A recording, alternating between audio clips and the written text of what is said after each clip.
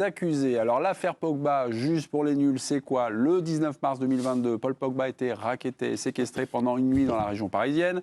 L'entourage du joueur est soupçonné d'avoir organisé ce racket, un racket à hauteur de 13 millions d'euros pour un travail de protection rapprochée. 13 millions, protection rapprochée. 6 personnes sont dans le box des accusés, dont le frère de Paul Pogba, Mathias Pogba. Pour la deuxième journée, donc il était au tribunal correctionnel de Paris. C'est Jérémy Janagro que j'appelle maintenant pour nous raconter cette journée.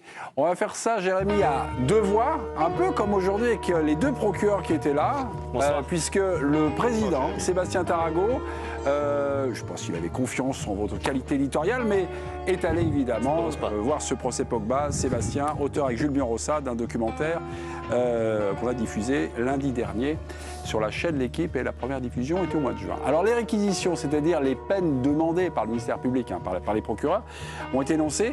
Les 6 accusés sont tous reconnus coupables, mais on va dire il y a des degrés différents en fait, il y a des familles différentes. Ils sont pas reconnus coupables. Non, ils ne sont pas encore reconnus.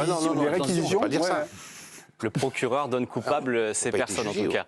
La hiérarchie des peines, elle a été respectée. Elle est logique, on va dire, par rapport à ce qu'on sait de cette affaire. Ce qui a été requis par le procureur pour Mathias Pogba, on va commencer par lui, c'est 1 an ferme de détention à domicile avec un bracelet électronique et 2 ans avec sursis. Donc en tout, ça fait 3 ans, dont 1 année avec sursis.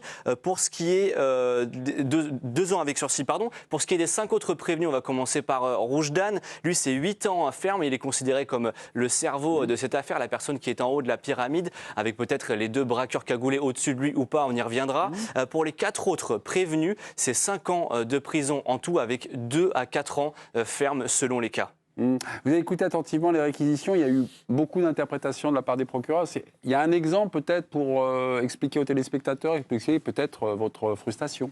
Oui, cette démonstration de la procureure, elle n'a pas convaincu grand monde parce que finalement, un des éléments principaux de cette affaire, c'est qu'il y a peu d'éléments factuels. Il y a encore beaucoup de zones d'ombre dans l'ensemble de cette affaire. Vous demandez un exemple, on ne sait toujours pas qui sont justement ces 2 personnes cagoulées qui ont réalisé cette séquestration de Paul Pogba en mars 2022. Ça peut être soit des grands malfrats issus du grand banditisme, ou bien 2 personnes employées par Roujdan, de par ses liens dans le milieu carcéral. On sait qu'il a un casier judiciaire important, mais ce qui semble attester, et ça, la procureure l'a dit, et on le sait dans le reste de l'affaire, c'est qu'on a un groupe de 5 prévenus, si on enlève Mathias, des amis d'enfance plus Roujdan, qui voulaient se réunir pour mettre Paul Pogba à leur table. Ce sont tous des gens avec une situation financière difficile au moment des faits, et tous avec un certain degré de dissension avec Paul Pogba au moment des faits. Donc ça peut à ce moment-là attester qu'ils aient voulu lui soutirer de l'argent, mais c'est pas certain. On manque de preuves sur ce point-là.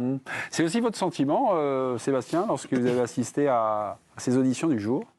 Mon sentiment après la journée, c'est que les procureurs, les 2 procureurs de la République n'étaient pas au niveau.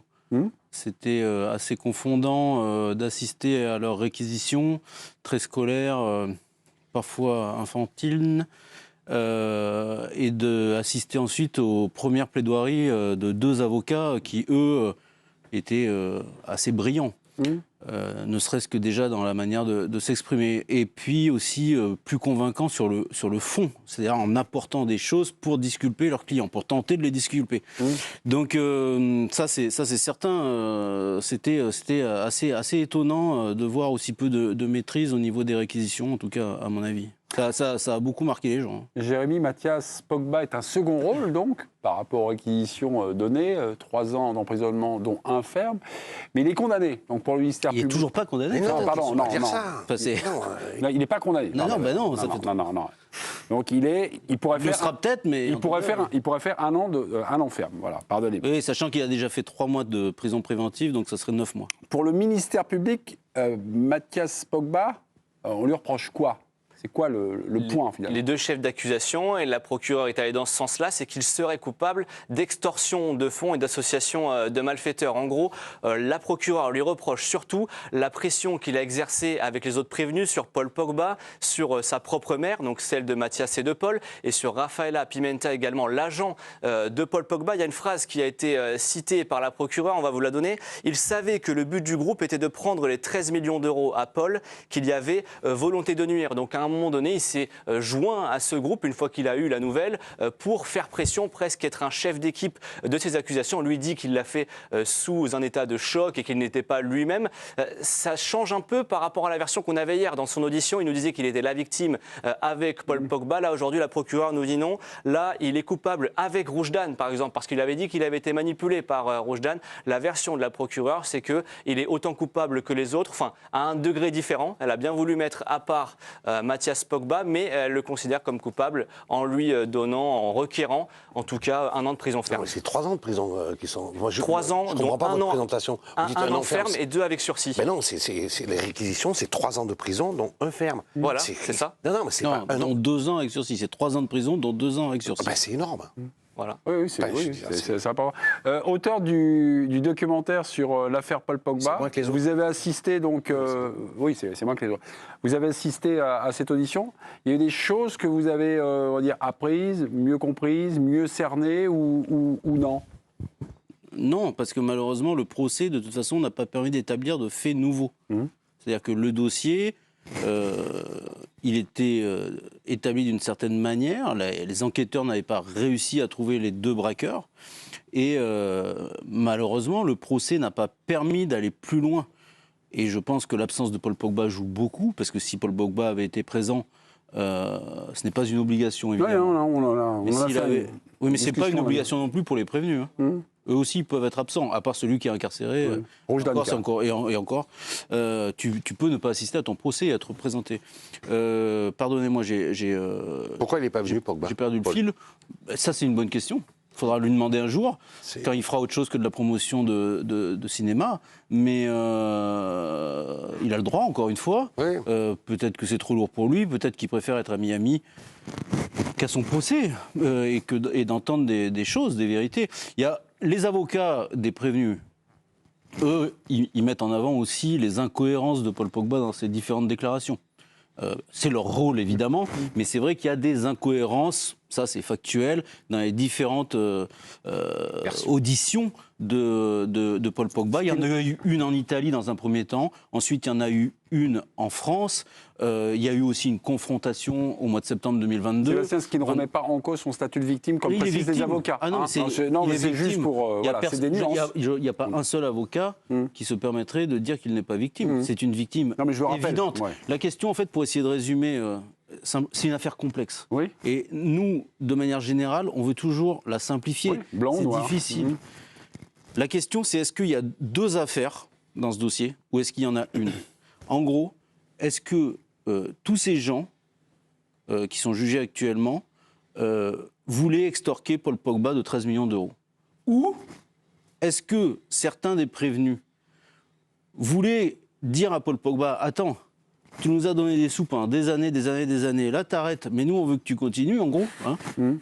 Mais attention, là c'est plus les mêmes sommes, c'est 10 000 euros, 15 000 euros, 20 000 euros, que Paul Pogba donnait régulièrement à ses amis d'enfance.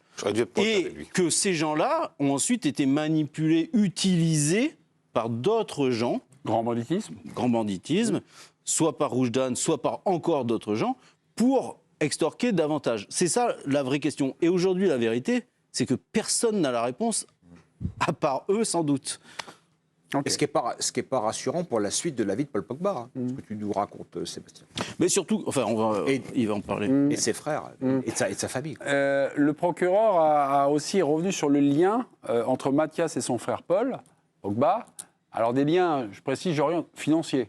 Oui, parce qu'en fait, Paul Pogba a longtemps aidé son frère, Sébastien l'a dit, il a longtemps aidé son frère financièrement parce que Mathias, tout simplement, n'a déjà pas la même carrière footballistique que son petit frère. Il a fait, pour rappeler, 13 clubs dans 6 pays différents. La saison avant les faits, il est un joueur sans club. La saison pendant les faits, il joue à Belfort, payé 700 euros par mois. Donc, il a longtemps été aidé. Et puis, au moment où les versements se sont faits plus faibles, il y a notamment une note qui a été retrouvée sur son téléphone et qui a été utilisée par la procureure contre lui, une note où il donne des griefs contre Paul Pogba, où il parle de son ingratitude, du fait qu'il donne de moins en moins d'argent à son entourage, qu'il est de moins en moins enclin à avoir le cœur sur la main. Et pour ça, pour la procureure, ça a été un mobile d'agir. Oui. Ouais, ça peut être un mobile. Là, on est justement dans ce que vous disiez en préambule sur l'interprétation. Exactement. Et surtout, eux répondent que toutes ces histoires, elles datent de très longtemps. C'est-à-dire que les dissensions commencent vers 2014-2015.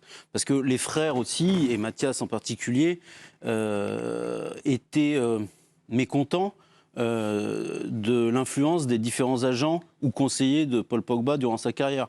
C'est drôle, ce que j'ai entendu, c'est que Mino Raiola, l'agent historique qui a disparu depuis quelques années, j'ai plus la date de sa disparition, mais moi ce qu'on m'a dit, c'est tant qu'il était là, tant qu'il était vivant, il tenait un peu ce clan, il tenait quelque chose qui était, ce qu'on découvre à travers le procès, un peu branlant. Non, ça vous est parvenu, vous, d'après votre enquête ? En fait, c'est pas ça. Ce qui se passe, c'est qu'en fait, quand Mino Raiola décède, disparition 2022. En 30 avril 2022, donc un mois et demi après les faits, certains des prévenus espèrent devenir l'agent de Paul Pogba.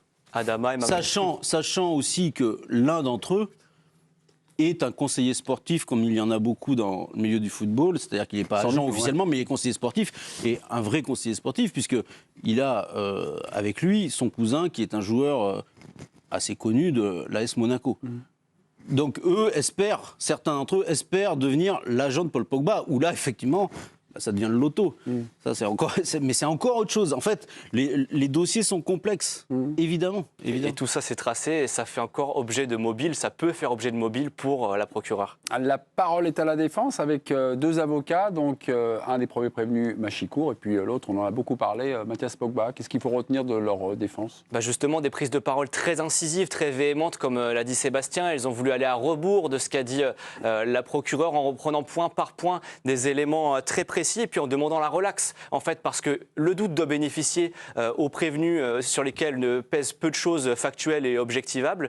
Comme il y a beaucoup de zones d'ombre, ils demandent tous la relaxe. Et ça peut être le cas encore demain sur les plaidoiries qu'on attend. Et peut-être un peu moins sur Roujdan, qui pour le coup, on demande 8 ans, le parquet requiert 8 ans ferme. Ce sera plus compliqué. L'avocat de Mathias Pogba, il explique qu'il manque l'élément intentionnel. La preuve, parce que dans le droit français, il faut qu'il y ait l'élément intentionnel pour qu'il soit condamné par rapport au chef d'accusation.